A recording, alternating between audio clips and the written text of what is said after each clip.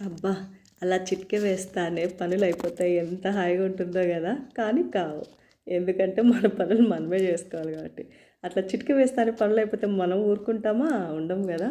అనుకుంటాం గానీ ఎన్నెన్నో అన్నీ జరుగుతాయా ఏంటి?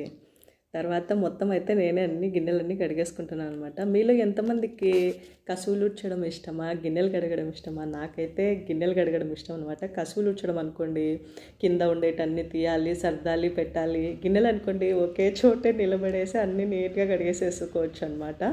కానీ నాకైతే ఎన్ని గిన్నెలున్నా గూడా ఈజీగా కడిగేసేస్తా. అదే కసువులూడ్చడము, తుడచడము అనుకోండి చాలా ఇదనిపిస్తదనమాట.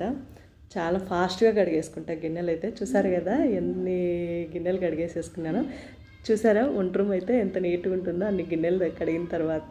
తర్వాత ఇంత పని చేసుకున్న తర్వాత అయితే కొంచెం ఎనర్జీ కావాలి గదా! తర్వాత మధ్యాహ్నం వంటకైతే చికెన్ చేస్తున్నాను అనమాట.